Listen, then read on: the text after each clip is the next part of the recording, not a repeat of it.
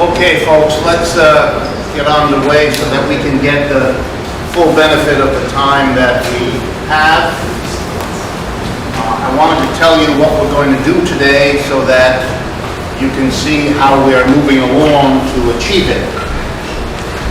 Having spent much of last time going over with you Marx's commitment to focus on class analysis, and having stressed that by class Marx meant something unique and different, namely the production and distribution of surplus, and how that happens in societies, and how it shapes what goes on in a society, and how Marx is going to focus us on it because he thinks other people have neglected, missed, or ignored, or downplayed this phenomenon.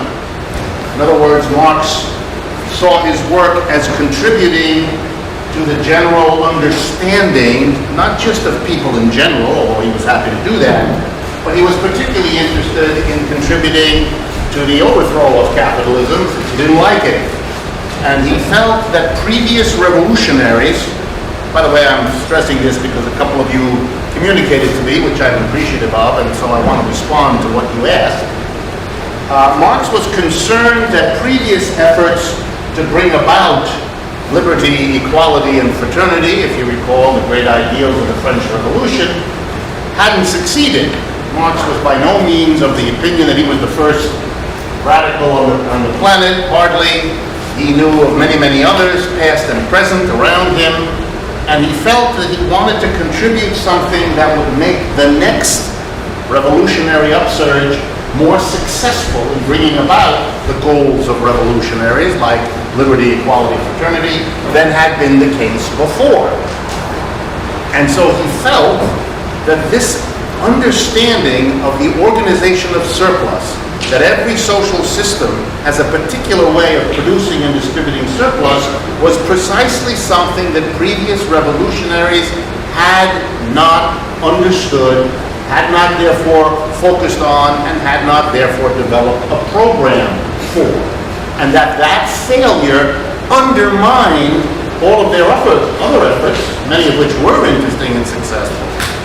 So for example, hopes for the ending of poverty, or hopes for an egalitarian society, or hopes for democracy had come to naught because, in part, the revolutionaries who struggled for those things had not understood that every society functions the way it does, in part because of how it organizes the surplus. They hadn't attended to that question, they hadn't understood it, and so their programs for change ignored it. Didn't worry about the problem of reorganizing the surplus, and therefore often didn't. So that the organization of the surplus before and after the revolution were the same, and so it undermined those revolutionary changes that were achieved. And so Marx's idea was Marx, could contribute by really getting people to understand this issue of the organization of surplus. How in every society, some people are designated to produce a surplus, other people get it, and they in turn distribute it to yet other people, and how that's all worked out is a crucial part of how a society works, how a society evolves, and what its qualities are. So it's not a focus on class because it's more important than other parts of society. It isn't. It's a focus on class because it is a neglected element. It has been missed, and the social costs of not understanding it, especially for revolutionaries, has been awful. And so Marx focuses on it. The phrase, therefore, that opens the Communist Manifesto, the history of all hitherto existing society is the history of class struggle, is followed by remarks that clearly show Marx meant to say, and he pretty well said it, that this is the hidden history of society. It's the part of society that is occluded, that we don't see, that hasn't been understood. And therefore he is going to focus on it. Okay? So that was a general project. And it's that general project that lies behind Marx's effort to locate and identify in the contemporary society he lived in, capitalism, 19th century, mid-19th century. To make his work show people that this capitalism has right at its core the production and distribution of the surplus, that it works in a very particular way and has enormous social consequences that any revolutionary must understand, because any successful revolution requires to transform it. If you're going to go from a non-democratic to a democratic system, from an unequal to an egalitarian system, then part of the job is to transform the class structure. And he's going to make that case after he shows us how capitalism is in fact a system with a very particular production and distribution of surplus systems in it. Capital is the book, the work, where he does this. Much of his earlier writing, some of you know some of the names, the Grundrisse, the theory of capital, the reproduction of capital, wage, labor, and capital, value, price, and profit, very famous pamphlets that he wrote. Most of those are preliminary sketches, like a painter might make of different parts of what will eventually be one major canvas. That canvas is Marx's Capital. And just a word for those of you that are interested, Marx was a highly skilled writer. He had been a philosopher, he was a practiced journalist who did an enormous amount of writing. He was very clever, very schooled in the arts and the sciences. So when he finally came to write Capital, it is the work of a very mature, skilled, multi-talented writer. I tell you this because I would urge you, as a piece of literature, read it. You will enjoy it. You will find, by the way, for those of you interested in economics, very few parallels in the history of economics. For example, a writer who, in the middle of an explanation of a complicated economic point, quotes Dante's Inferno or Greek playwrights, and he does it all the time. And it's full of humor. Now, Marx only wrote volume 1. Volumes 2 and 3, although they have his name on it, weren't written by him. That is, bits and pieces were, but putting it together was done after Marx died. That's why he couldn't write it. So his colleague, Friedrich Engels, basically put together volume 2, and the student of Marx and Engels, a German Marxist named Karl Kautsky, put together volume 3.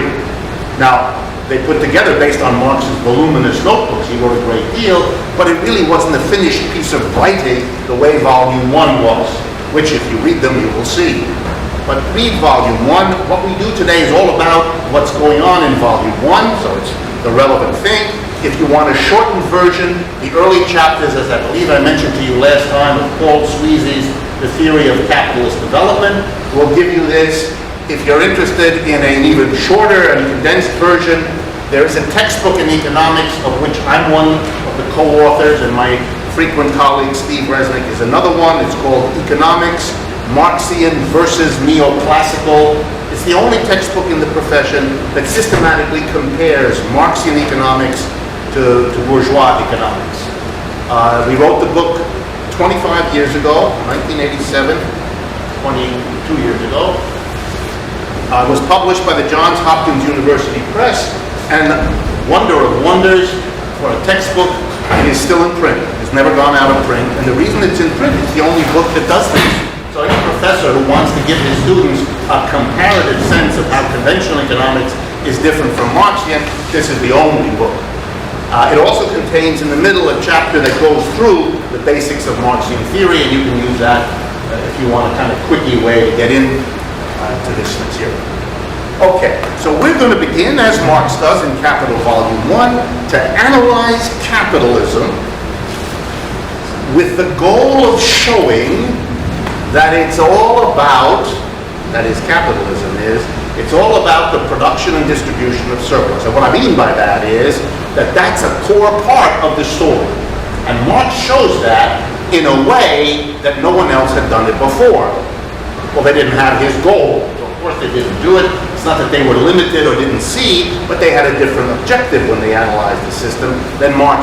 Marx was to be critical, to overthrow it, and then that last thing I told you, to remedy this defect in other understandings that they didn't get at this particular question. So how then does Marx do the job? He begins by talking about commodities. Literally how the first chapter of volume 1 of Capital begins. It's about commodities. So we have to, because I want you all to understand what's going on here, we have to ask the question, why did he start there? Especially having just told you last time and this time that he wants to get at this business of surplus. Why is he talking about commodities? Very interesting. And the answer I would give you, not all Marxists agree, but the answer I would give you is this. At the time Marx wrote, that was the way everybody began a book about economics. It was as if everybody believed, as self-evident and obvious, that the place you begin with a book about economics is about markets where commodities are exchanged by people. And so Marx made the decision, which all writers, particularly writers who want to write against a dominant tradition, they always have a problem. You want the people who are used to thinking of the topic in a particular way to stay with you long enough to maybe be persuaded to think in a different way. But if you hit it right in the face at the beginning with a completely different way, you may very well lose them.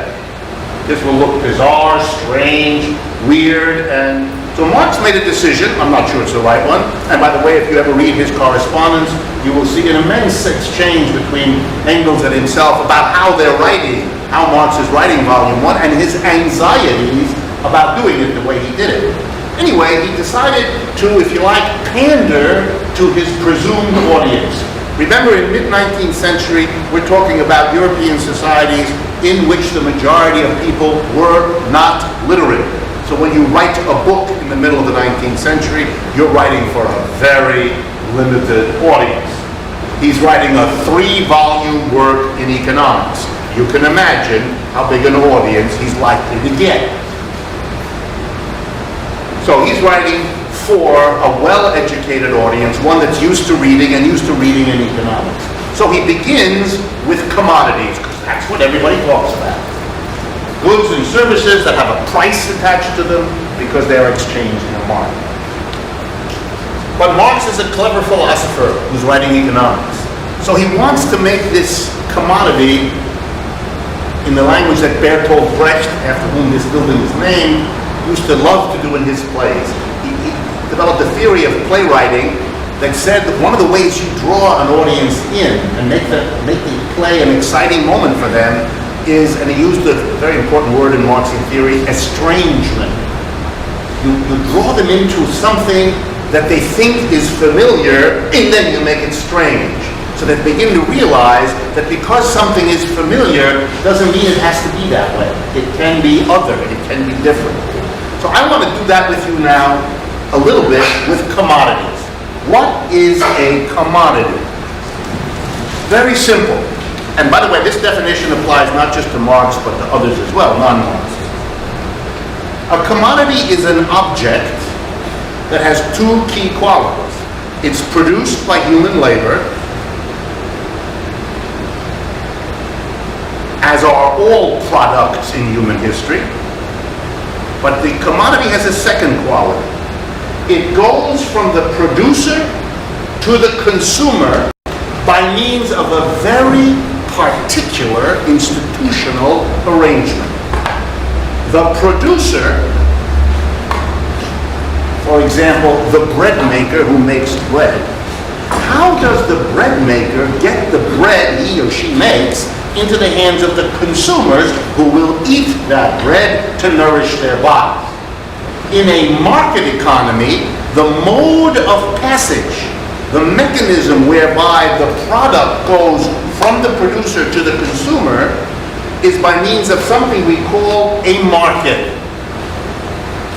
It's an institution in which the following dance is performed. The baker, I will give you 2 loaves of this rye bread, but only if you give me 3 of your shirts, or 2 of your tomatoes, or 6 of your software program, whatever. That is, the mechanism of distribution involves a quid pro quo exchange, a kind of endless haggling in which the producer seeks to get from the buyer, the consumer, as much of something else as possible before parting with what he's produced. The consumer has to give something in exchange for what the producer gives up. Or to use the language of economics, the product goes from the producer to the consumer by means of market exchange. When a product of labor goes from producer to consumer by means of market exchange, it's called a commodity. If the good is produced but gets from producer to consumer in some other way, it is not a commodity. Let me give you an example. I take my daughter on a walk in the woods. I break a twig from a little tree, and with my knife I carve a little figurine, which, because I enjoy doing it and my little daughter loves it, I hand to her so she can play with it. I am the producer of the figurine. She is the consumer of the figurine. But there has been no market exchange. Consequently, the figurine is a product of labor, but it is not a commodity. Another example. You are having dinner at your family. Your mother makes a lovely dinner because you're visiting. She produces a product, mashed potatoes, and she hands it to you, and you consume these potatoes. A good has been produced, it has been passed from producer to consumer, but it is not a commodity. In human history, as far back as we know, there are infinite examples of human beings using labor to produce things that go from producer to consumer without market exchange. In fact, the vast majority of human history has involved an enormous array of production, an enormous array of consumption, and no markets at all. Very important for you to understand that the market is not some fundamental human invention that has always been there. It mostly hasn't. Indeed, in our own society right now, a vast amount of goods and services are produced right now in the United States. They go from producer, person number one, to consumer, person number two, without market exchange.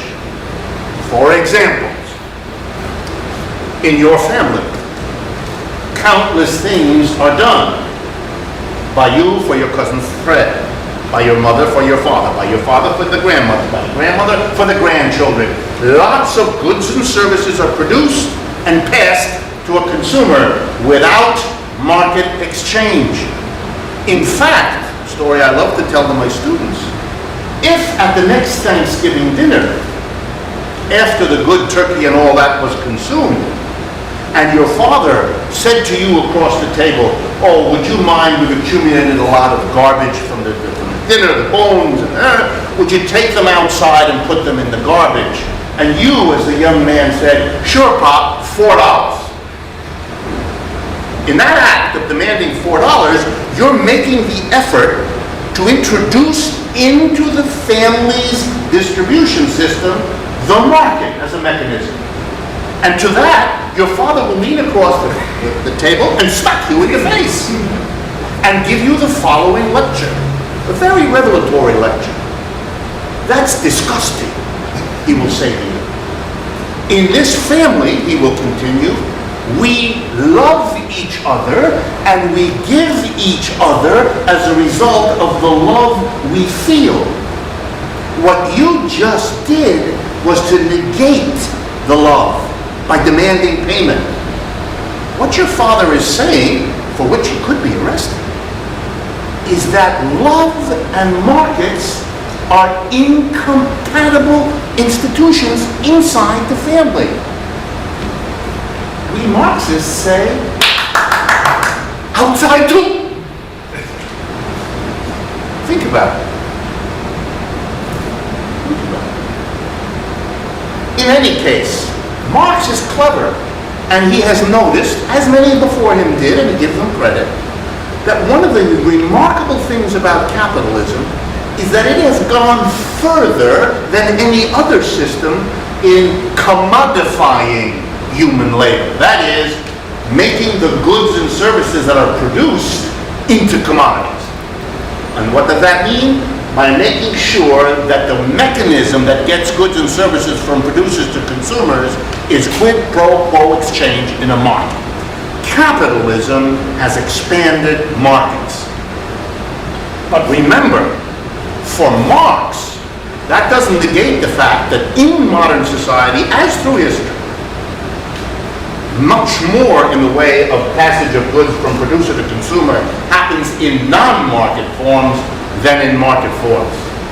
It's a particular and peculiar way. Let me quickly, because I don't have time, give you examples of other systems. In many societies, the producers get together at a certain time, collect all that they've produced, and then how is it distributed? By a priest, by a council of elders, by a drawing of straws, by a notion of what's an appropriate customary distribution. All of those have been used for thousands of years in an endless variety of societies to accomplish the distribution from producer to consumer. Markets are not necessary, markets are not prevalent, markets are no more or less efficient than anything else. And they haven't pleased human beings any more than non-market mechanisms have, if we look at the long sweep of history. So Marx is going to begin with commodities, but he's going to debunk the whole business all at the same time, that we do not, as he will say a little later in volume 1, he doesn't want us to fetishize commodities. He doesn't want us to get all weirded out as if there's something fetish-like about a commodity. All a commodity means is that a society has chosen a particular way to get goods from producers to consumers by means of endless haggling. Now a step back, you can see from some of your faces, to give this a context.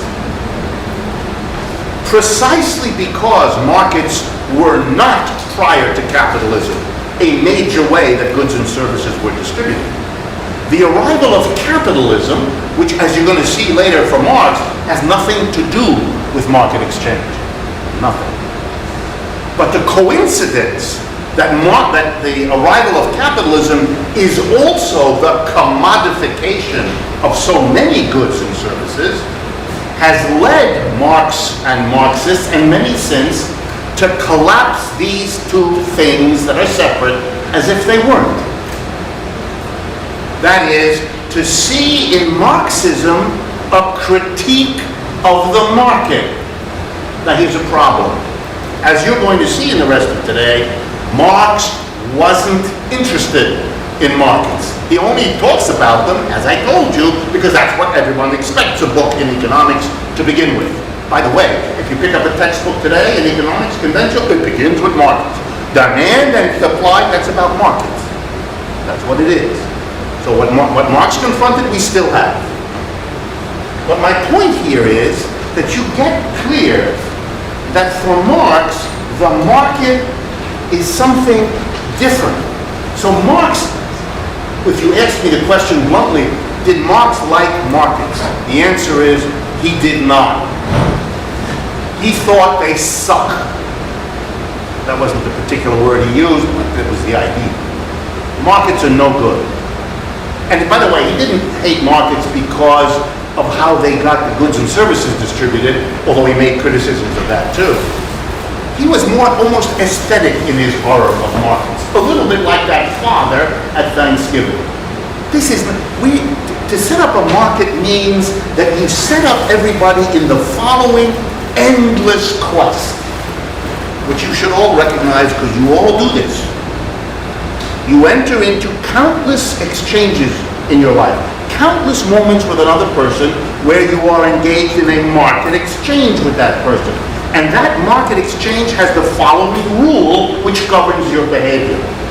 I want to give as little as possible to this shithead and get as much as I can from him. What kind of human relationships are going to be built up among people if the way that they distribute the goods and services they all need amongst each other is premised on this peculiar enmity approach? Compare that to a system in which the elders of the community, based on a notion of what's appropriate, what's needed by different people, distributes goods and services around by some concept of need, of appropriateness, of custom, of fairness. There would be problems with that system too, of course, but you can see why a Marxist, almost on an aesthetic grounds, finds this peculiar institution odious. But actually, if you want criticisms of market, don't read Marx. You don't need Marx. The critique of markets is hundreds of years older than Marx. Markets come into middle to late feudalism all over Europe. Some of the greatest writers, for example, if you want an analysis of the horror of markets, read the French novelist Balzac, who was admired by Marx precisely because his novels made such staggeringly appropriate criticisms. There's a whole tradition in European literature of denunciation at the height of feudalism, of the crumbling of the old feudal order as it is being invaded by the grubby merchant, instead of being driven by the noble ideals of chivalry in feudal and medieval Europe, of noble behavior according to the dictates of God. Instead, everybody's haggling. For those of you that are interested, those parts of European feudalism that were never allowed to become lords and serfs because they weren't Christian, ended up being the merchants, Armenians, Greeks, Jews. So the horror of this new trading system got attached to the individuals who were the early traders. That's the origin of European anti-Semitism, with its long, horrible history. The Jews were the bringers, and they weren't the only ones, but they were the bringers of the trading mentality, which was seen to undo the old feudal society governed by the dictates of religion and morality and ethics. Nothing was more horrible, to say Thomas Aquinas or dozens of others, than the following modern notion. What do you get for that commodity? Whatever the market will bear. What? You mean you're going to snatch all the money that poor widow has for the 3 pieces of bread you give her because she's desperate and that's moral? In the high medieval time, the Roman Catholic Church got so freaked out by this that they imposed rules on commerce. For those of you that are interested, Thomas Aquinas, all in there. They had the theory of the just price. The church said the price should not be what you get by haggling in a market. That, the church said, is obscene and against Jesus' teachings. The price should be what's just. It should be governed by concepts of justice. This is an institution for whom the market is a very questionable enterprise. Since the market won and the church lost, that part of Catholic teaching is gone. The church, by the way, also had a very famous teaching called the prohibition of usury. You all know what usury is? Usury is charging interest for a loan. The Roman Catholic Church excommunicated large numbers of people for charging interest. Here was the reasoning of the church, to give you an idea of how horrible market behavior, buying, selling, lending, borrowing, how horrible it was. You were thrown out of the church, and here was the reasoning. If a person wants to borrow from you, that person must be in need. And the good Christian thing to do when confronted by a person in need is to give him something. Not to give him something that he has to give you back more than you give him. That's disgusting, and Jesus will personally shit on you for doing that. You're out. You're gone. You're gone. Well, I didn't make this up. The market is a very contested institution. And when you pick up an American newspaper or you listen to television in which markets are presented as this fundamental institution that human beings have discovered because it's the best thing, this is all crap. This is the thinnest ideological junk imaginable and has been rejected by all manner of people in addition to Marx. But you don't need Marx for that. But it is true, Marx didn't like markets. But markets were not Marx's interest. He begins with commodities because capitalism in the Europe that he lived in had developed commodification to an extraordinary extent. And so he wanted to start with that, to recognize that, but he wanted to take his readers from a discussion of commodities to the very different question of labor, which you know from what we did last week is where he's going. And I want you to have that in your mind so you'll understand the logic of where we do it now, because I'm going to take you, like Marx does, from the discussion of markets to what the real issue is later. Sir? Yeah, you said earlier that Marx didn't really make an argument on market efficiency and inefficiency. Is there a reason for that? Did he find markets? No, he didn't make, no. He didn't make an argument about it in those terms. Marx never talks much about efficiency. The fetish of efficiency, the notion, excuse me, I shouldn't let my views show so bad. The notion of efficiency is one that Marx has little or no use for. So maybe I should give you a word, why. That comes from his training in philosophy. That's really not about economics. For a philosopher, particularly for a philosopher interested in mathematics, the concept of efficiency is absurd. It is an empty set. It's one of those things which, when you look at it, dissolves. Let me explain. What does it mean to say something is efficient? Basically, you can do a lot of reading about it, but here's what you will get. To measure to identify something as efficient, here's what you do. You say, okay, I'm going to do this thing, it's efficient. And by that I mean the good things that happen as a result of it outweigh the bad things. I'll give you an example. A debate among Obama's advisors, should interest rates be lowered by 1%? If some of his advisors say, yes, we should, and the president says, well, why?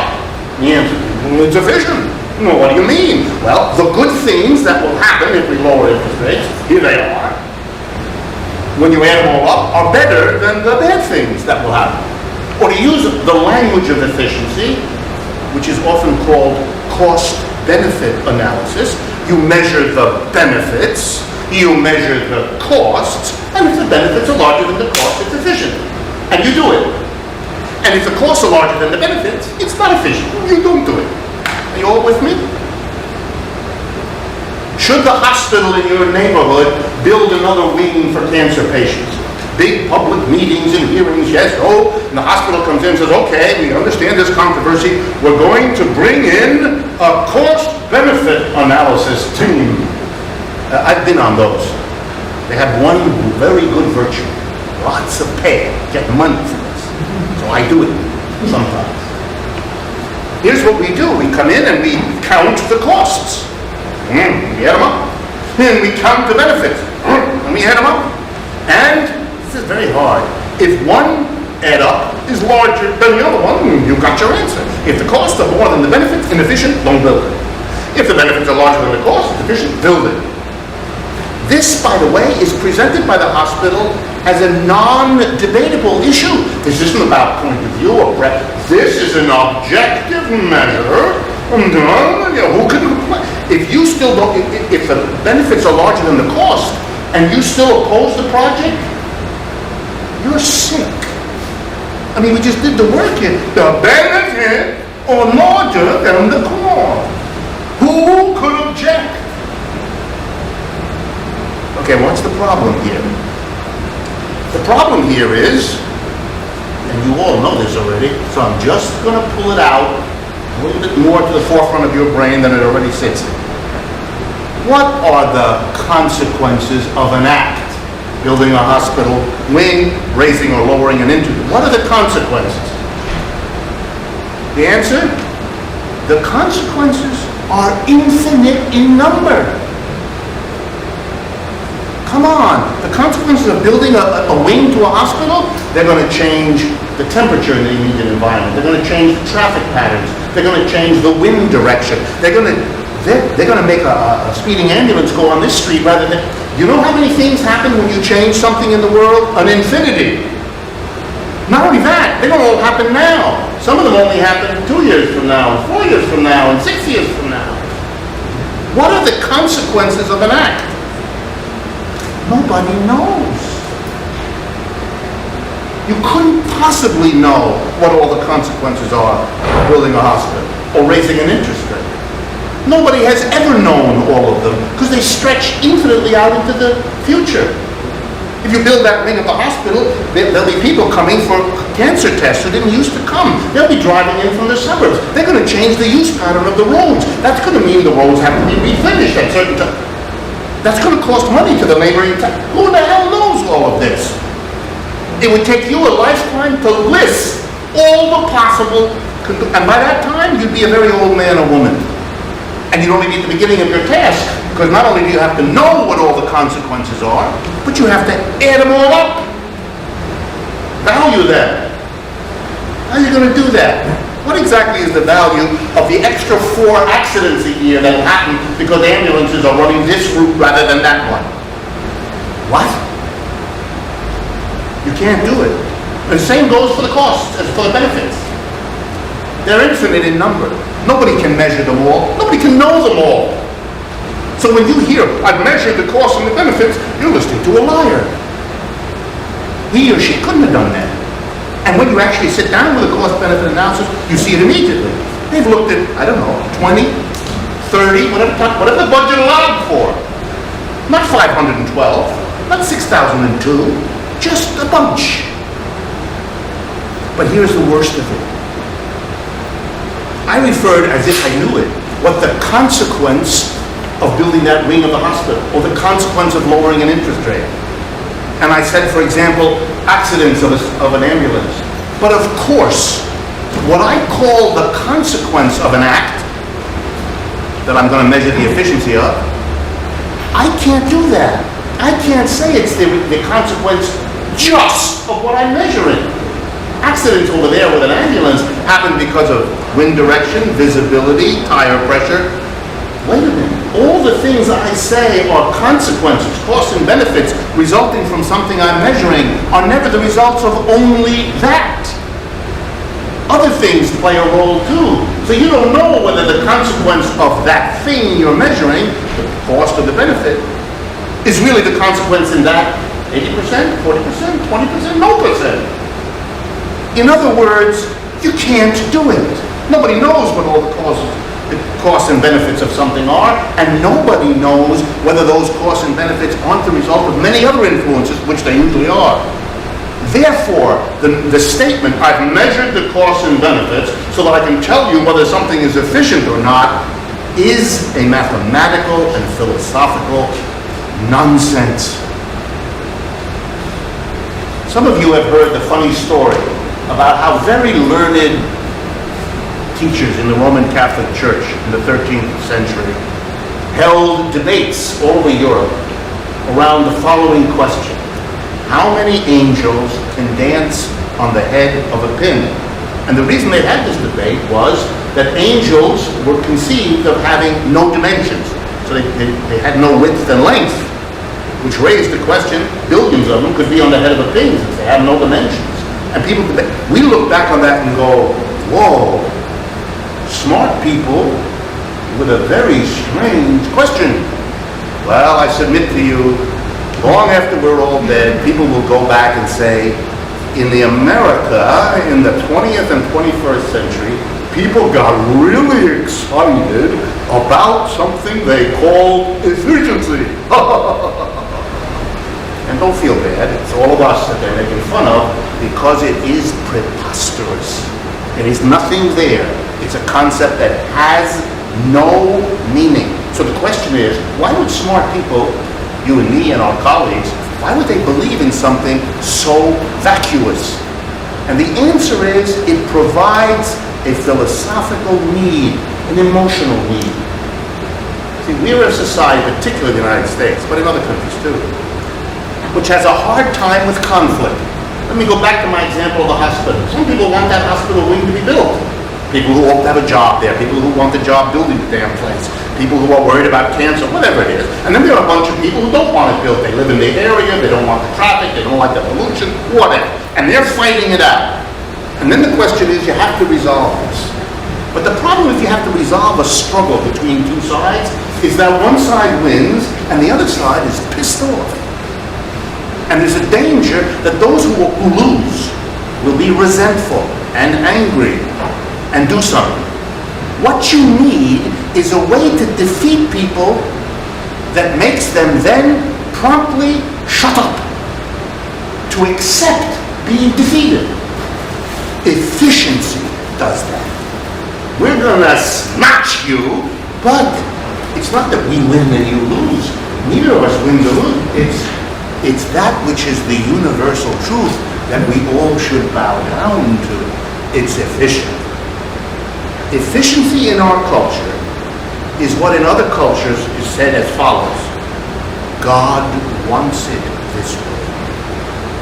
So let's not fight, you and me. This is going to be resolved. It's not you win, I lose. It's fill in the blank wants it, and that's why it must be this way. Efficiency is our God, and it has exactly as much substance and reality the one as does the other. If you are not a religious person, efficiency should not be a word that passes your lips. Whereas if you are deeply religious, efficiency is just another way of spelling God, especially in economics. Yeah. So, but cost-benefit analysis is like a principle that you would apply to your everyday decisions as an individual. So, like you want to decide should I do X, and you can say this is the pros, these are the cons. So, and it seems like that would be a better way, kind of way. And of course, it's not going to be, you cannot be sure. It's going to be like an educated guess. But it seems like even an educated guess would be preferable to just drawing a lot and, saying yes or no.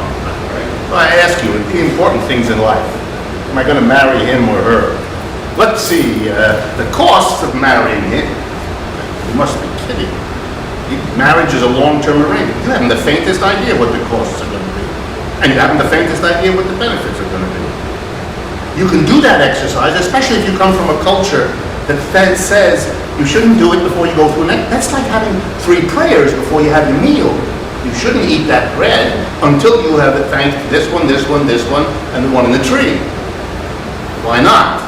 It's your cultural form. So in our culture, we weigh the costs and benefits. We pride ourselves on the rationality. Let's see, am I going to the store now? Well, there's a chance I could get hit by a truck, and then there's lightning, and then I might find my true love in the tomato section. You could do all that, but most of us know, although this is gender, the women know this better than the men, that there's a little bit of a fakery going on here. That we're nervous about, for example, saying, let's see where life takes me. I mean, some of us manage that, but most of us find that very difficult. So we don't want to go where life in its complexity takes us. We want to have made the proper decision. And we want that because our mother told us when we were little to do it that way. And she was not pleased when we didn't. So we learned that. So one mother teaches you to pray to Saint Sebastian before you eat tomatoes, and another one asks you to weigh the costs and benefits of eating a tomato. Makes you feel better, do it. As long as you don't make claims that you've made the right choice, which, by the way, is what it's really for, the objective choice, the correct choice. In economics, my colleagues, they say, well, if you don't have a cost-benefit analysis, how do you know whether to invest in there or there? And the answer is you don't. It's always a struggle. You invest over there. Some people will be happy they want it. Other people will be unhappy they don't want it. It's going to be a fight. Either you recognize the struggle and take your side, or you pretend that you don't have to, that there's an absolute that doesn't require you to take sides. How convenient. You can be on the side that isn't the side. You don't have to take sides. There's an old American Union song that has the following chorus. Which side are you on, brother? Which side is the capital labor struggle? And there's always a large group of people, particularly those with lots of education, who avoid the difficulty of taking sides by imagining that there is a way to participate that is above the two sides.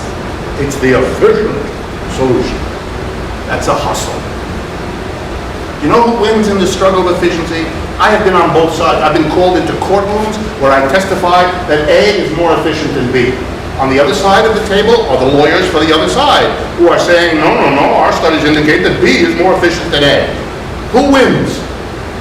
The one with the most money can buy the most fancy research firm to produce the glossiest report about the whatever. And the jury goes with whatever is the fanciest show. By the way, you know why I get hired? Because I do cost-benefit analysis? Hardly. I've published work about the absurdity of efficiencies. If anyone ever read what I wrote, the last person on earth you'd want. Only because the other lawyers don't know anything about my publishing record, fortunately, that they don't bring it up and say, what the hell, you got a person testifying here who doesn't believe in what he just said, which is absolutely correct.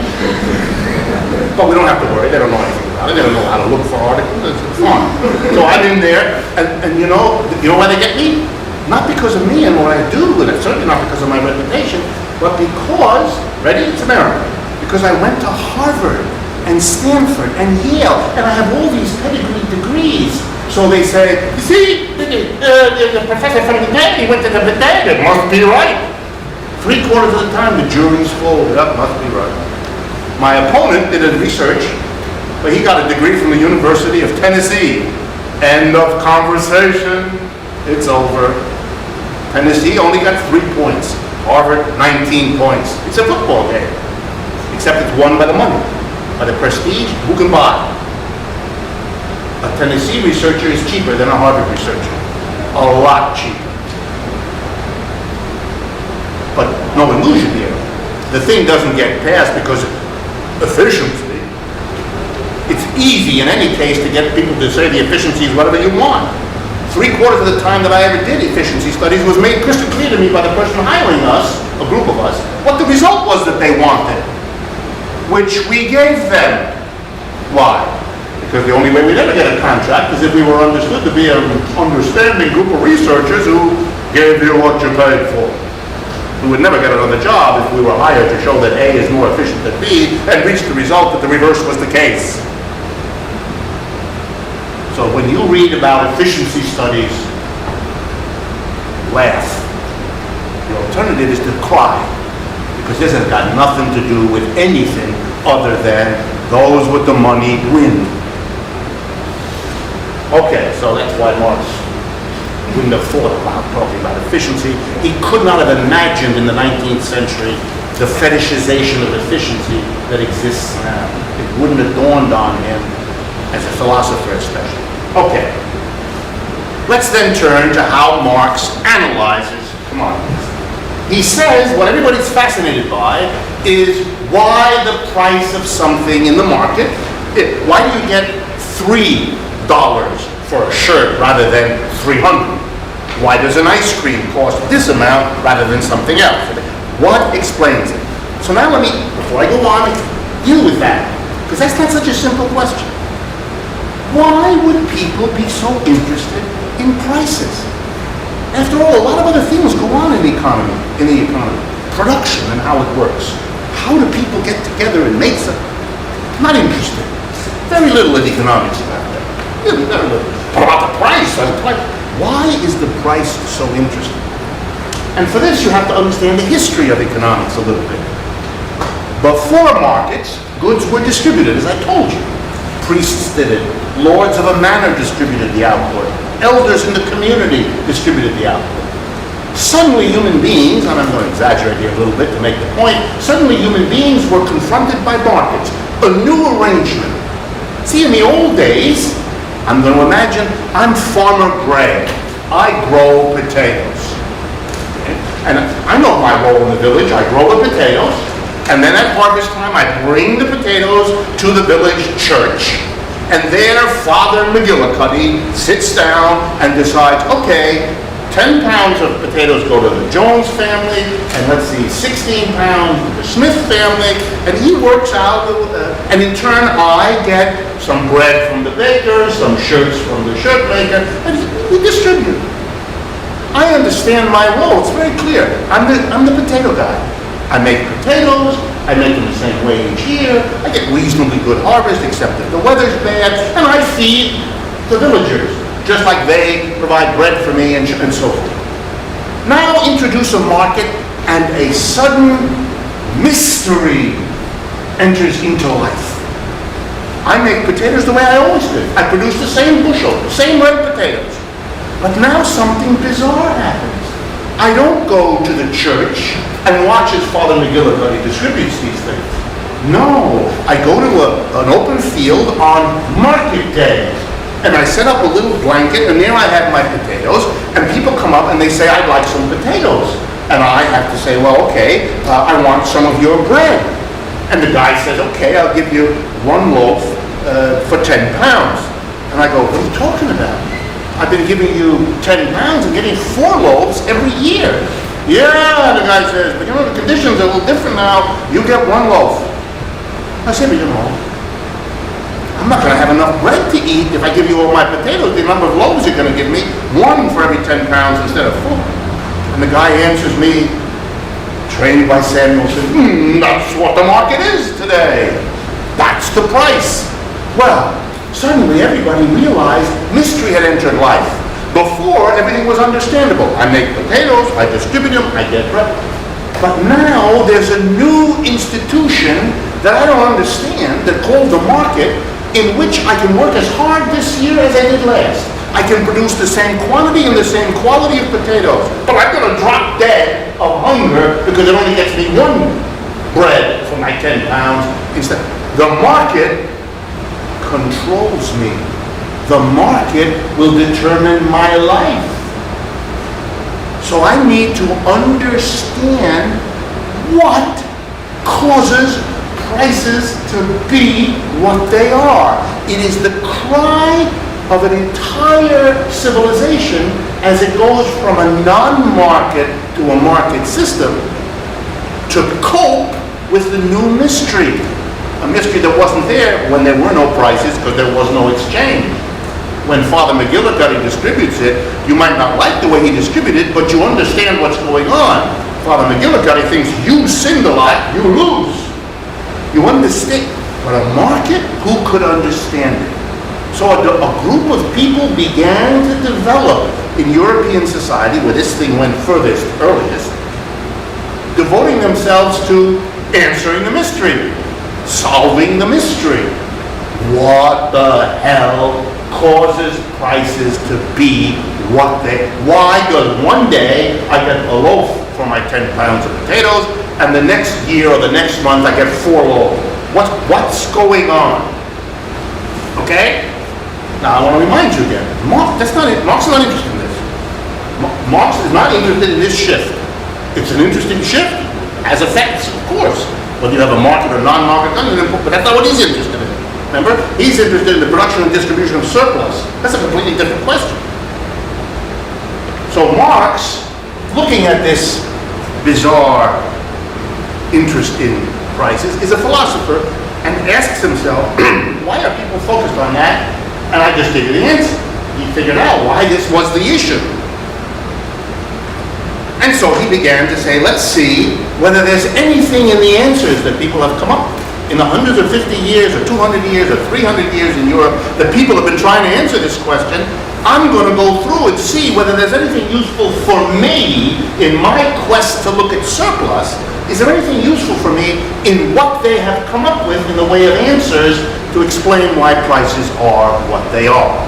And I don't have a long amount of time here, so I cannot go through all that with you. But again, I remind you that the 3-volume work of Marx is called Theories of Surplus Value, a different book from Capital, is where Marx makes comments on many of those other writers who try to figure out what causes prices to be what they are.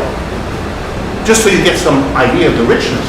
Some people thought prices were what they were because that's what God wanted. Christian Europe, right?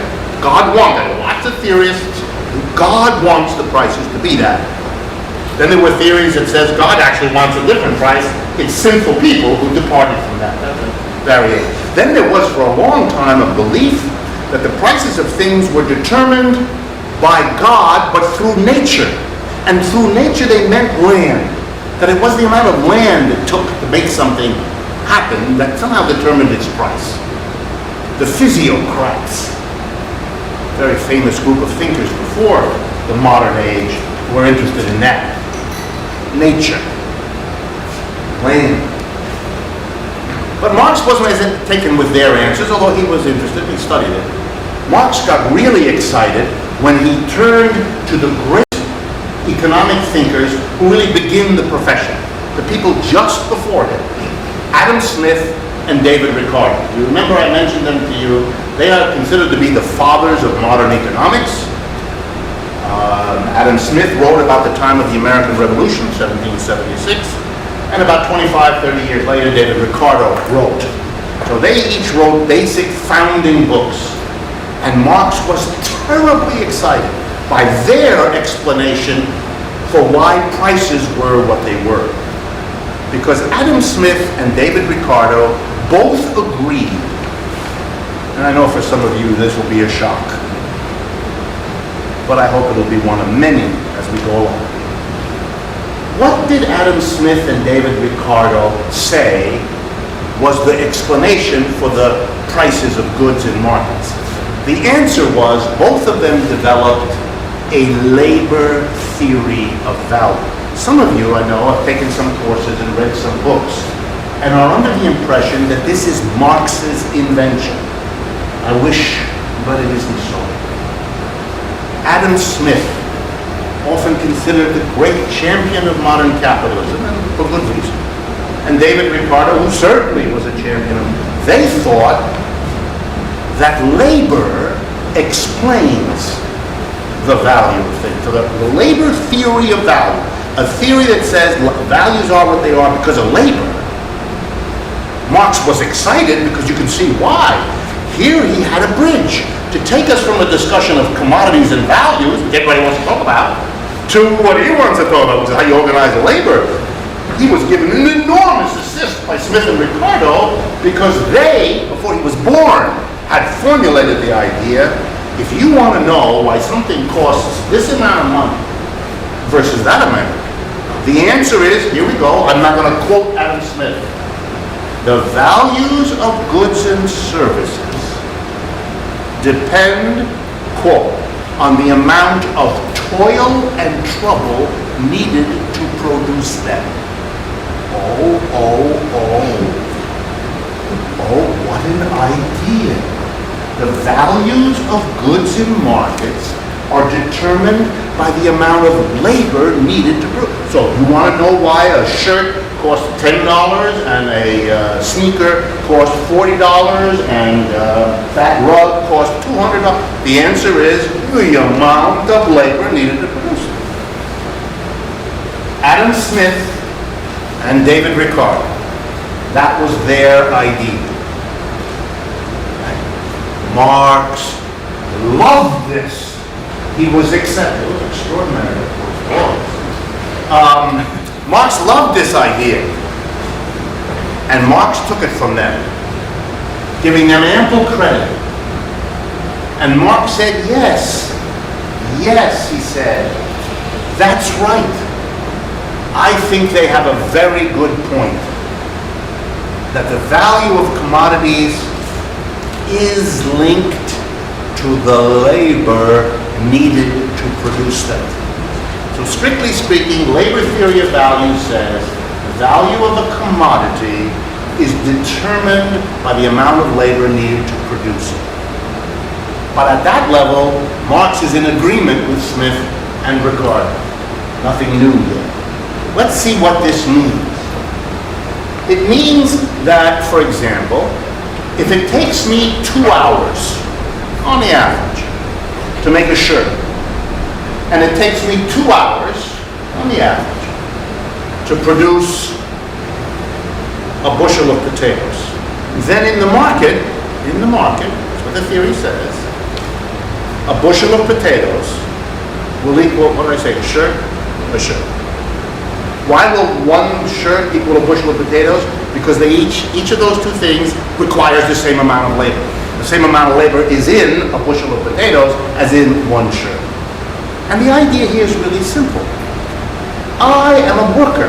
I could either make shirts or I could grow potatoes. If the amount of time it takes me to grow potatoes, I can exchange those potatoes for a shirt, and that will get me a shirt which I could have made myself in the same amount of time, so I'm happy to grow either potatoes or make shirts. If, however, anything were to happen, you can do this little exercise at home if you want, to make the relationship between potatoes and shirts other than the amount of labor in them, let's say a bushel of potatoes got you 2 shirts. Just let's imagine. Then nobody in their right mind would spend, say, an hour, or whatever I say, an hour, to produce a shirt, because in an hour you'd have 1 shirt. You better use your hour to make a bushel of potatoes, and then in the market you exchange, you get 2 shirts. So your 1 hour via the potatoes gets you 2 shirts in the market. So guess what would happen? Right? Nobody would produce shirts, because it's irrational. Everybody would produce potatoes. But of course, if everybody produces potatoes, the supply of potatoes will go up. Meanwhile, the supply of shirts will go down because no one's making them. And that'll change the price back to the point where 1 hour worth of potatoes in the market exchanges for 1 hour worth of shirts.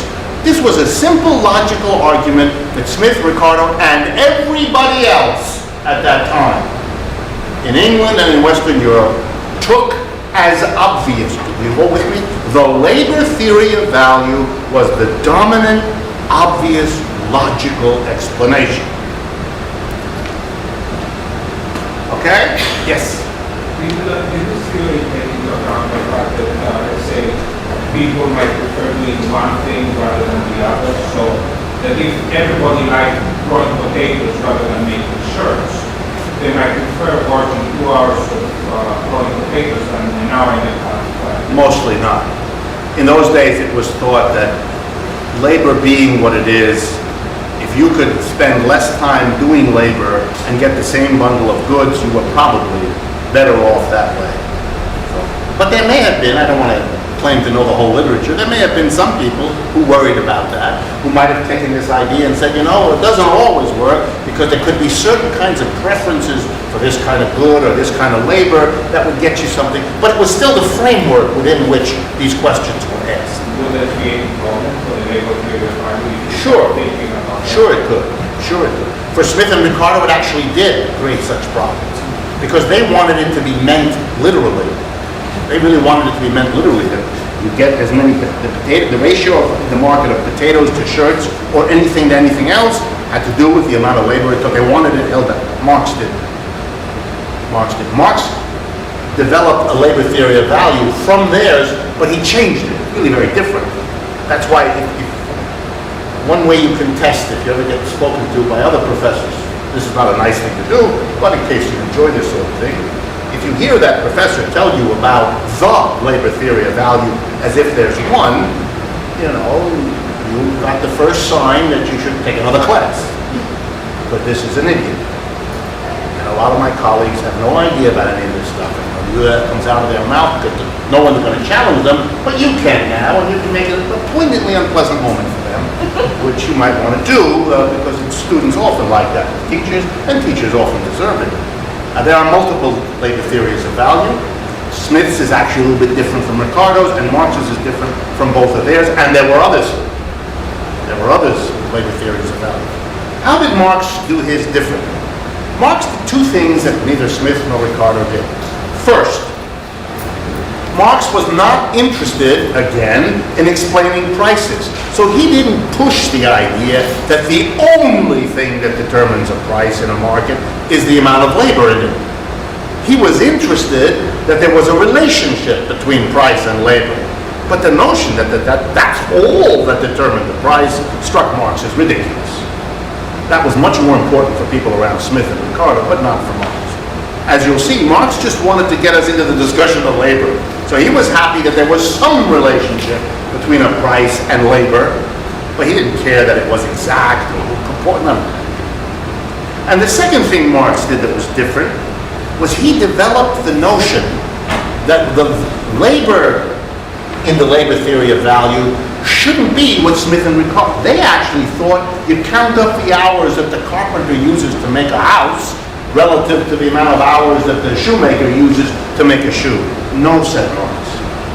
The labor that determines value isn't, here we go now, what he called concrete labor. It's not the particular labor of the particularly skilled person. The carpenter here, the shoemaker there, the baker over there. No, he said. The thing that we have to understand is that the labor that's involved in shaping what goods exchange for is something, and then he coined a completely new concept, abstract labor. Abstract, no such, you can search through Adam Smith or David Ricardo, the phrase abstract labor never appears. In Marx's Capital, that's what all appears, almost only abstract labor. After he tells you it's not concrete labor, what those guys don't like, what did he mean by abstract labor? Here's what he meant, and you can see where he's going, because you all know the end of the story. We're getting over to the labor analysis. He says the value of commodities is determined by the available supply of labor in any economy. And here he says something that's interesting and wonderfully philosophical. He says in any community, the total of output that can be produced depends on the available labor before it's been specialized into this skill, this trade, that industry. You know, we have a certain number of people available to work. So many able-bodied, healthy adults between these ages and that. That's it. That's how much wealth we can produce. Namely, the wealth that could be produced by this group of people. Before, he says, before we allocate, okay, you become a baker, you become a shoemaker, you become a potato grower. Before that, we have something called abstract labor, a kind of pool of the available labor supply.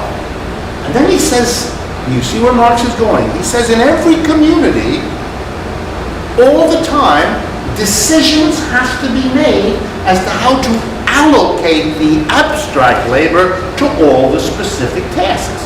If we take a bunch of people who could do anything and we train them to be shoemakers, they're not going to make potatoes, and they're not going to have those preferences either. And every society has to decide that. I mean, do you want a lot of people making potatoes, or just a few? Do you want a lot of people making sandwiches, or just a few? And every society is constantly assessing, changing the allocation of abstract labor into its specific functions according to what the community wants, needs, the different influences of the different groups. Every society is always doing it. But, says Marx, below the level of consciousness, there is no explicit, let's see, we got 412,000 new babies this year. How many of them should we direct over into manual labor, and how many should we direct? We don't do that. We have institutions that do that. Family pushes you here or there. School pushes you here or there. Priest or minister or rabbi pushes you here or there, and so on. But every society does it one way or the other, collectively or individually, in the family or not, in this institution or that institution, by fiat of government or by free choice. But every society does it. And the economy is partly shaped by this. Because in the end, the value, becomes Marx's argument, the value of every commodity is the amount of abstract labor allocated to. Every commodity has in it a portion of the abstract labor pool of the society. Couldn't be otherwise. That's not a complex argument. That's a tautology. Every commodity is the product of labor. Therefore, every commodity has in it some concrete labor that is the concrete allocation of the abstract labor available to the whole community. So, of course, in every commodity is embodied some portion of the abstract labor in the community. What the commodity exchanges for in the market is shaped in part by this allocation of the community's labor. But in other parts, it's shaped by the weather that day, people's preferences, attitudes of workers to their job, anticipation and expectations about what the future will bring.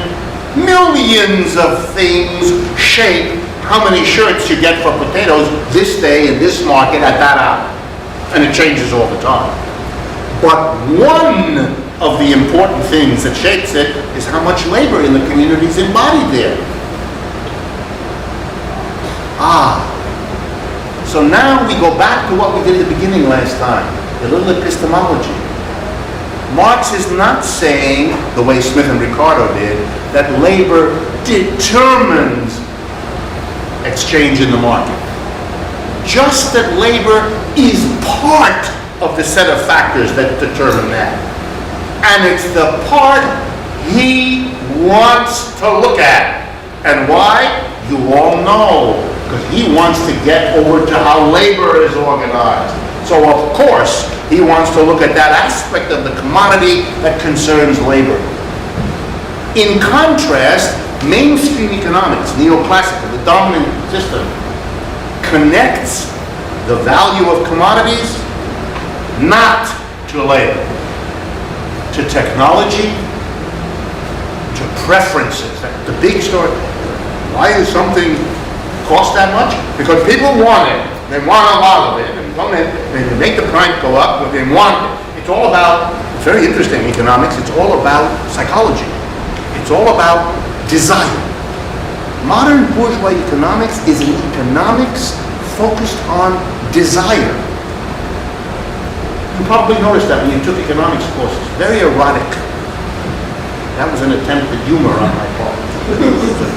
Yes? Is there an account in Marx about, in terms of the abstract labor, having a lot of, I'm thinking about paying farmers not to create food.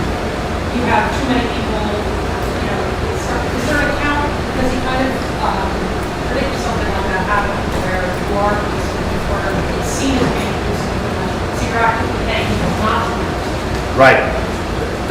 He does that on occasion. It's not a major focus of his. He does it on occasion when he wants to show the irrationality of capitalism. Remember, he's writing at a time when Smith, Ricardo, and many others were celebrating, as I told you last week, celebrating capitalism as an engine of economic growth or an engine of efficiency. I mean, not that language, but an engine of much better production of wealth and so forth. So he loved to find and elaborate examples where the logic of capitalism not only didn't make for economic growth, but made for its opposite.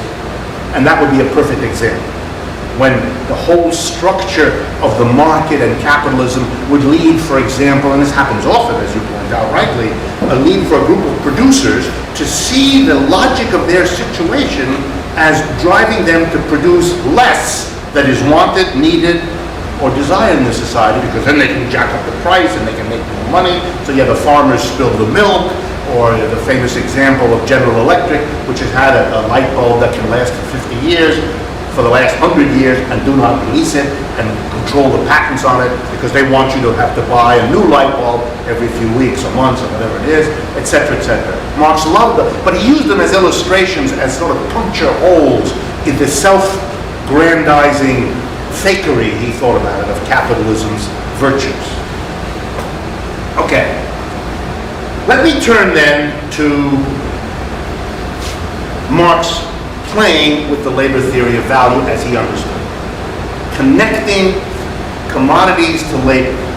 But before I do it, I want to stress what I just finished saying.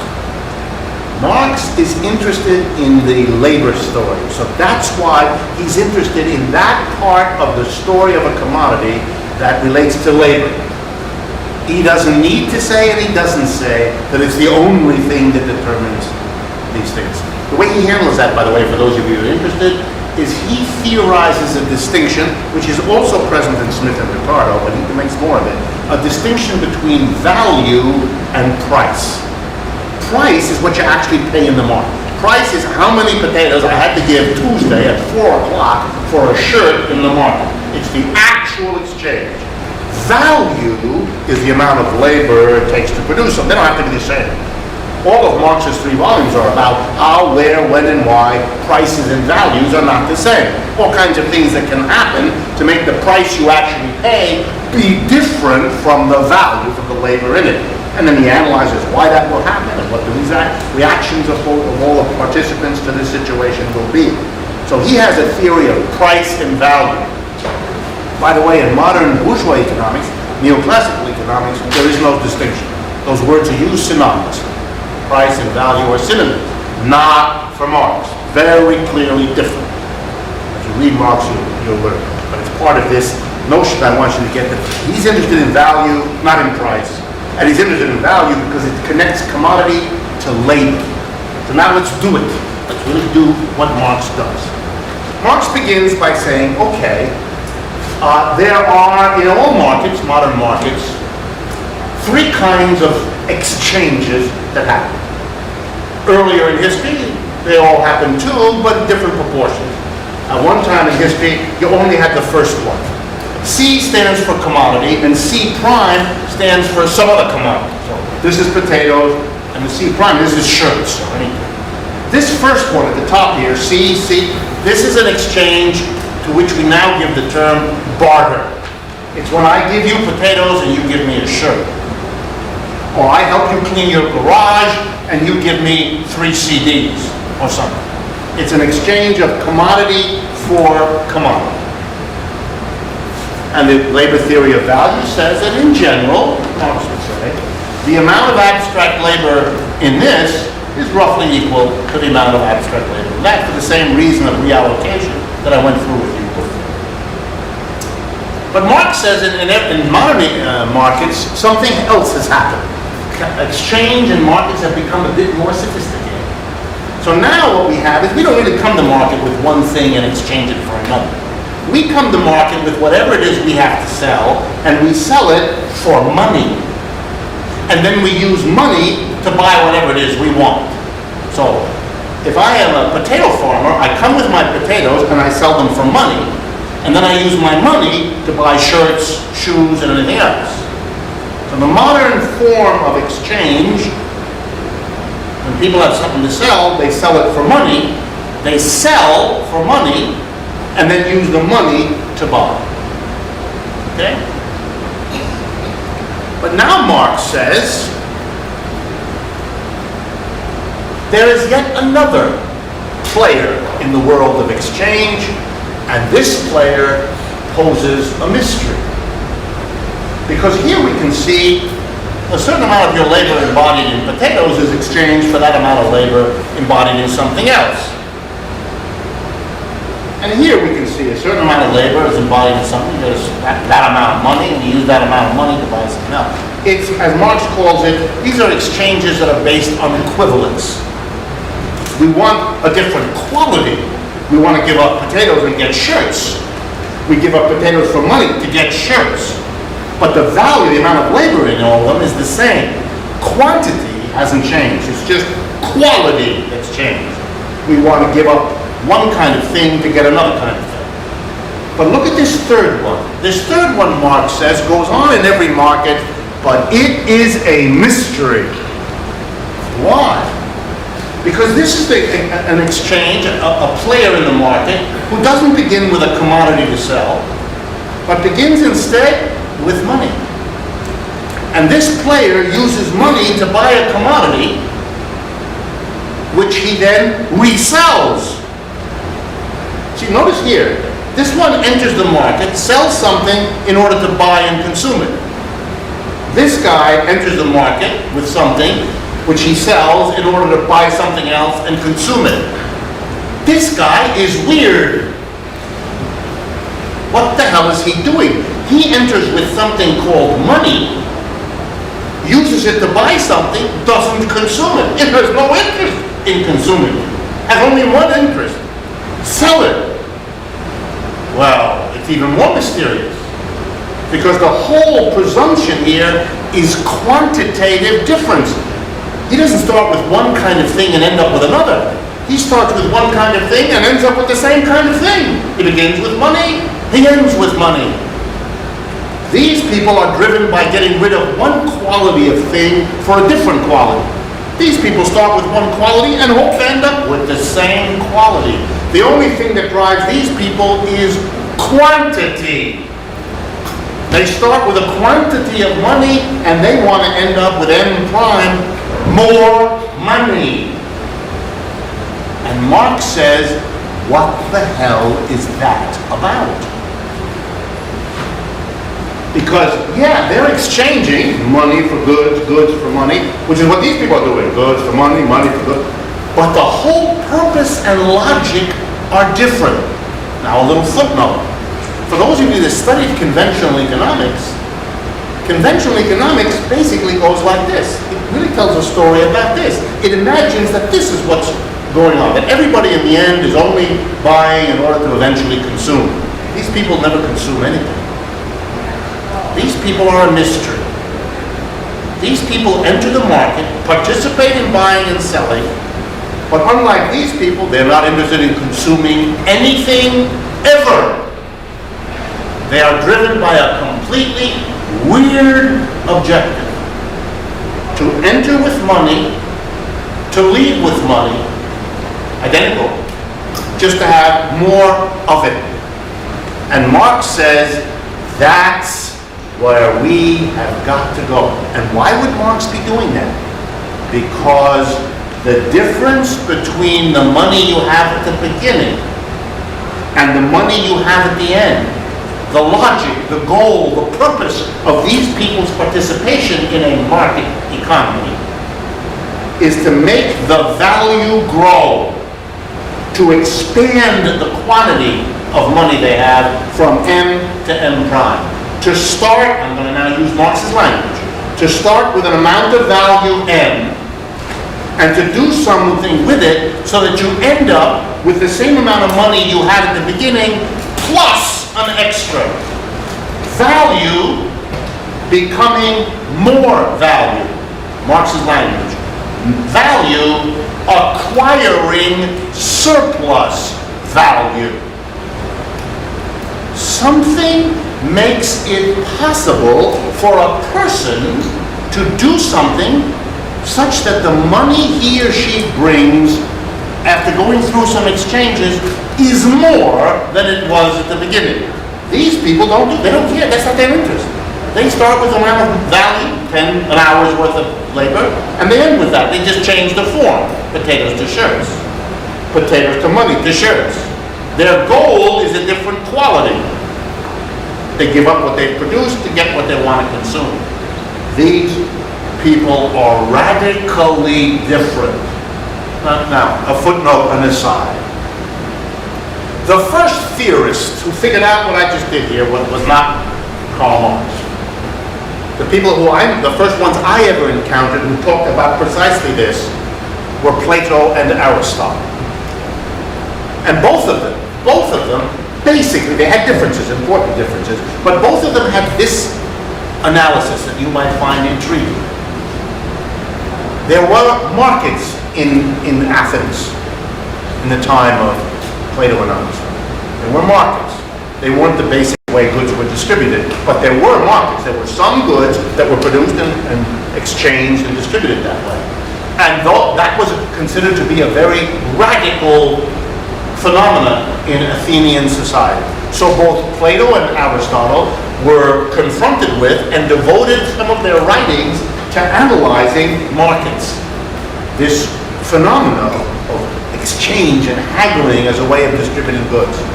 Both Aristotle and Plato agreed that this phenomena disrupted Athenian society. It was negative. Footnote. Aristotle and Plato thought markets suck. Just so you know. And then he made a very sophisticated argument. They said, you know, particularly Aristotle, who was a little less harsh about markets than Plato, who was really against it. But both of them said, you know, this is okay. I mean, this is an honest transaction in the market. You come with one thing, and you exchange it for an equal amount of toil and trouble embodied in something else. You give up 3 hours of your work in the potatoes to get 3 hours of work in a shirt. That's fair. That's, I mean, we don't like it. This, however, they both came down on as disgusting. These people, they're not about equal. They're about unequal. They come with something and they want to take back more than they came with. The stinkers, the crooks. They wanted it banned. Specifically said this should not be allowed. This is the bad thing about markets. This is all about greed. Now again, an aside, for some of you that are literary. Think of the literary character that is described here. This is a person who comes with money to get more money. Everything he touches, he only touches in the interest of making more money. Whatever he buys is to resell for more. Midas, the image of the myth, the notion of the person who couldn't connect to anybody else, for whom every transaction and every other person had become a means to what was driving him relentlessly forever forward. Because of course, when you take your money and you buy something to resell it more, what you do is take this money and reproduce this activity forever. Okay? So this is a mystery that has agitated all commentators on economics, from at least ancient Greece to the present. What is this about? Is this sick? Is it evil? Is it natural? Is it good? What is this? For those that have even understood this much. And Marx is part of this group. He wants to understand, what is this? What is going on here? How does this work? What are the consequences of this being part of all modern markets? So, like a good theorist, he begins to analyze it. The first example, the one that probably comes to your mind, is the example of someone who has a name in modern society, as this person had a name in a long time. This is the description of a merchant. A merchant. A merchant is a person who begins with money and buys objects in order to resell them for more money. Many of you have occasions to visit your neighborhood, in quotation marks, convenience store. What the hell is that? That's a merchant. You go in there and you buy a bottle of Pepsi and a bag of potato chips. You do understand, even without Marx, that whatever you pay that fellow in the convenience store, he bought those things for less. And he's simply reselling them to you, and he keeps the difference. He starts with M, 60 cents for the bottle of soda. M, he gives up 60 cents, he gets a bottle of soda, and he turns around and sells it to you for $1.50. He has taken his money, his value, and he has made it expand. He started with 60 cents, and after you come in there to buy the soda and the potato chips, he has $1.50. Merchant. Now Marx begins to see where he's going to go. So I'm not going to use more of his language so that you recognize it when you read it, if you read it in Capital itself. In these two cases, what everybody accepts is kind of reasonable exchange. When money appears, Marx says, it simply acts as money. Money acts as money. What does he mean? It enables one kind of good to exchange for an equal value of another kind of good. But in these transactions, Marx says, money acts in a different way. It's not the means for one person to get rid of what he has and acquire something else, equal value for equal value. No, here, the whole point is to make your value grow. You engage in this kind of activity to make your value expand. And here comes the punchline. When you use money in a modern capitalist economy, or indeed in any economy, if you use money to make more money, then you're using money as capital. The definition of capital is self-expanding value. That's Marx's definition. Capital exists where and when money can be used in such a way as to become more over and over and over again. A merchant is the perfect example. The merchant buys in order to resell. He buys with money that he hopes by means of reselling to make into more money. But of course, the merchant is therefore engaged in something, Marx says, that smells. Either when he bought the Coke, the Pepsi bottle for 60 cents, he was getting more than he paid for it. And then let's suppose it's $1.50 Coke. If he bought it for 60 cents, then obviously he's giving less than he's getting. Then he turns around and sells it to you. His sale to you is an equal exchange. He's giving you $1.50 worth of Coke and you give him $1.50 worth of money. So either your convenience store ripped off the Pepsi-Cola company, not likely. It's possible. Or the convenience store gave 60 cents to Pepsi for something that is worth 60 cents. And then he turned around and gave you something worth 60 cents and you gave him $1.50. Schmuck. Right? But something is unequal here. Somehow, either the buying of that Coke or the reselling of it involved an unequal exchange, a hustle. Something smells here. And this is not just a Marxian argument, it's a cultural universality. Merchants are always suspected. You all know that because you suspect it. You understand somewhere, even if you've never been in a class, that there's something about that merchant that's a little smelly. And merchants have always had to deal with the kind of crude grasp of the population that there's something going on here that isn't quite, if you pardon the triple entendre, kosher.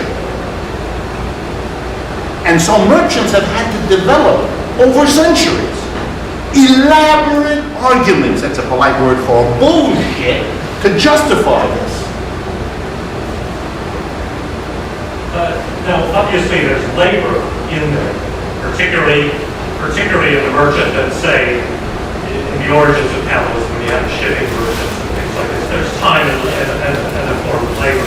So I'm just wondering, and surely Marx must have recognized this in some way. So is it simply a problem of being uniquely unable to value that labor? No. I mean, there's something legitimate that we can say that the merchant does, in some way. In volume 2 of Capital, there are long chapters about transportation, about merchants, when they move, how to handle the labor, exactly your question, and Marx calls that part of the labor of a commodity. So that labor is added to the work of producing it, the work of moving it around physically is considered to be productive labor, which a merchant might do or a producer might do. So he deals with that precisely. But he's talking about merchants in the literal buying and selling. Let me give you an example from modern society that will make you understand. There are people in what we nowadays call the wholesale business or the jobbing business. All they do is they buy stuff. They buy it, and then they resell it. They don't move it, they don't touch it. It actually sits in a certain place. They take ownership of it, they buy it, wherever it is, and they sell it to somebody who picks it up from wherever it is. They are the pure merchant. They buy and resell. There are plenty of examples, past and present, for this sort of thing. Okay? They, therefore, are engaged in an unequal exchange. Let me give you the most dramatic example in the United States, in the world right now. The largest single corporation in America, largest employer and biggest corporation in the United States, is the Walmart Corporation. They don't make anything. They are a company that buys and resells. That's all they do. And they're the biggest employer in the United States. They're bigger than any producing company. They are a merchant. They buy and they sell. And that's all over the place. So Marx is intrigued by this. He says there's another kind of person who starts with an amount of money in a market and ends up with more money, who uses money as capital, because that's all capital is. Money used to make more money. Not money used to buy something to consume. No. Something. A merchant buys in order to resell. Who's the second one? And the answer is the money lender, or in modern language, the bank. The bank starts with a quantity of money, lends it to you. Under the rule, you must give them back more than they gave you. That more is the surplus value, the amount that your value grows through and in and by means of the act of lending. So the merchant can take money and make more money, can use money as capital. And the money lender can use money as capital. And Marx says those two, merchants and money lenders, have been part of markets wherever markets arose, whether it be in ancient Greece or medieval Europe or modern Spain or any other place. So he says, that really, this capital has been around a long time. Capital isn't new. This is really important, folks. Capital isn't new. And if you want to use the word capitalism, it isn't new either. This was happening, as I told you already, in ancient Greece. That's why Plato and Aristotle wrote about it. So the use of money as capital, capitalism, is very old. But, says Marx, here comes now, you can see where he's going. Marx says there is something new now. For the first time, he says, this happens not only in money lending and not only in merchanting, buying in order to resell, but what is new and different, what makes capitalism the new system in the world, is the stunning reality. This is Marx now. This is his creative insight. That for the first time, capital happens in production. Not lending and money, morally. Not buying to resell. But in the production of goods and services. The basic thing that human communities do to keep themselves alive. To produce the goods and services by labor without which we can't live. Food, clothing, shelter, etc. Capital, which always existed in lending and in merchanting, that always existed wherever markets arose, just about. The new thing, that which happens in Europe in the 17th and 18th century and spreads to the world, is the capture by capital of production. The spread of capital into production. The takeover of production. So that production becomes, here we go now, subordinated to making money out of money. That's new, says Marx. That's what's different. That's the new thing about capitalism that we need to investigate, having arrived at it through a discussion of commodities and markets, which is where everybody thought economics was. He's now moving us into production.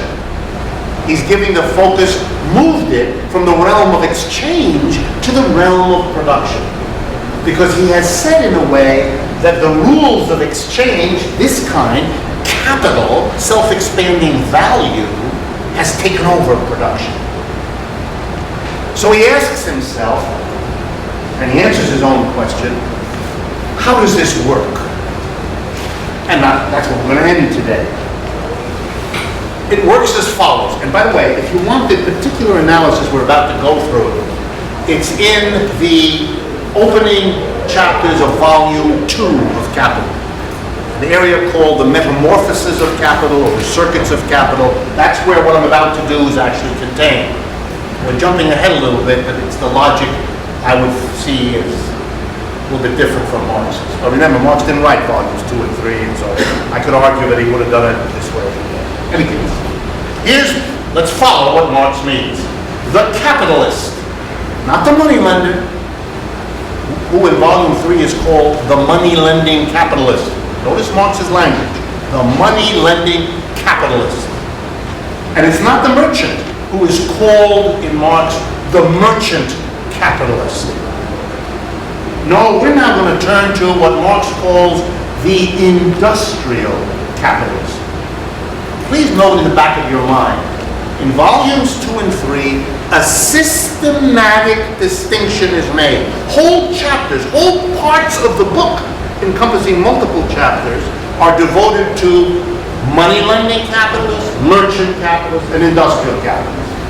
Therefore, the next time you read an article or a book by somebody purporting to represent Marxist theory, who uses the word capitalist without a qualifying adjective, you got another idiot.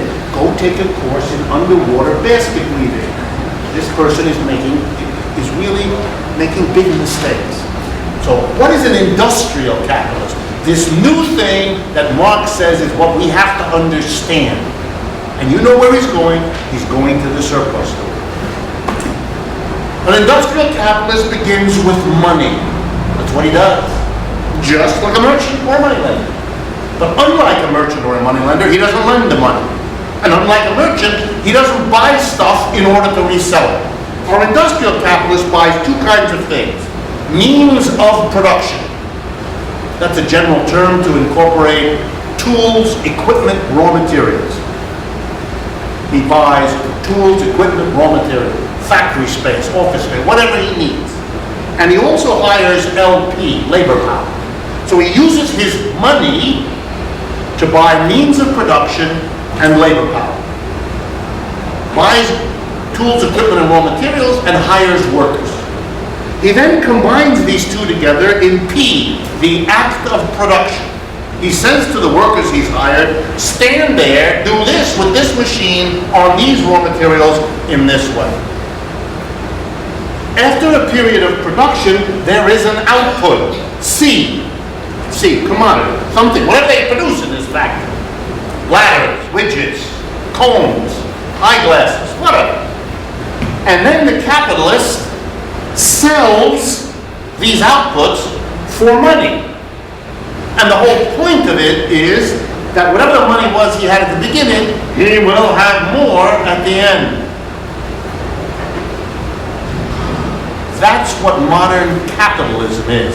It's when industry, when production is under the same rule and force that used to govern just lending and merchants. That the game, the point, is to produce. A feudal lord didn't do this. Didn't begin with money, didn't end up with more money. Had nothing to do with feudalism. Likewise, a slave owner.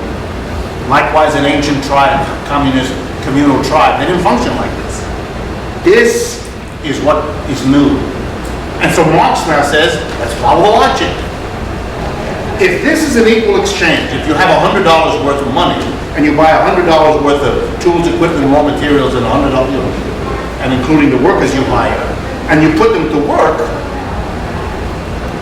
how is it you end up with something that'll get you more money? I mean, you put in $100, if this would say the 125 at the end. If you put in 100, how do you get out more? Assumedly, the means of production, the tools, equipment, and raw materials are used up. Basically, what you do is you transform it. From a hammer, it becomes the chair. That's the output. From the glue, it's still there, it just is in a different form. Labor is the transformation of these goods into that. That's what work is. You take a tree and you make a chair. You take wool and you make a shirt. The wool is still in the shirt, and the lumber is still in the chair. So the value of the stuff you use up is over here. It's still here. It's just changed its form. Well then, let's look here, Marx says. Could this, we hire workers, do we get from the workers when they work what we put into them when we hire them? And he says, wait a minute. And the big light bulb goes off, and the eureka moment has happened. Of course, Marx is playing with us, but he writes it that way, as if it's a moment of great discovery. He says, wait a minute, labor power, hire a worker. Maybe the name of the game in capitalism is to hire a worker, pay him, buy the labor power from the worker like a commodity. Like you would buy a chair from a chair maker, we buy from you your ability to work. Literally your capacity. That's the deal, right? When you go to work, you come at 8 o'clock in the morning and you stay till 5, and you do what I tell you. I don't want you to bring an object. Bring you. Bring your brains and your muscles, which I will direct you what to do with for those 8 hours. After that, you're on your own. So the capitalist buys the labor power of the worker. A deal is struck. You're the worker. You sell your capacity to work because you own it. I'm the capitalist. I buy it from you. I buy your capacity. You come at 9, you stay till 5, and I'm going to tell you what to do with the tools, equipment, and raw materials that I purchased for you to work with. And now Marx says, wait a minute. The value you give to the worker for his labor power, maybe it's systematically less than the value the worker adds by working. Oh, maybe in the contract, the deal between the capitalist who hires and the worker who sells his or her labor power, maybe in that contract there is a difference between what the worker is paid and the value added by the worker's labor. If that were the case, then we would have an answer to the mystery, says Marx. We would give the workers 50, let's say, out of the 100, $50 for tools, equipment, and raw materials, $50 to hire the workers. The $50 of tools, equipment, and raw materials show up in the final product. But what shows up in the final product as contributed by the workers is the labor they did, not what they were paid. So let's suppose that were the case, says Marx. Then the mystery is solved. Capitalism can take over industry if and only if the workers will work for less value than their labor adds to what the capitalist sells. That's what we talked about all last week. Capitalism is a system in which M can become M prime. The capitalist gets surplus value because what he pays to the worker in value is less than what the worker adds to the value of output by his labor. Remember the story of last week? I used as the example from your life. When you sit down with an employer and you dicker over your job that you're hoping to get, and you agree to come and work at this place, and he agrees after haggling with you to give you, I think I used $22 an hour, or some number like that last week. And I had you all pretty much agreeing, right, that the only way an employer is ever going to give you $22 an hour to come there and work is if an hour of your work will give him more stuff to sell at the end of the week than $22. If your labor produced an extra $22 worth of stuff for him to sell by having you there, and he had to take the extra $22 he got from what you produced and give it to you as your wage, there'd be nothing in it for him. And he wouldn't do it. And you all nodded. And this is Marx. That's right. The only way you're ever going to get hired is if you produce more in the output than it costs him to have you come and work there. And that difference, the difference between the value added by a worker's labor and what's paid to the worker, that's the prime. That's where surplus value comes from. Capitalists can be active in industry. Capitalism can take over industry if and only if the working class of people accept this role. The minute the worker said, we're not doing that, then on that day, take our hat off, capitalism is over. Finished. Can't function. The capitalist cannot get his capital to be fruitful.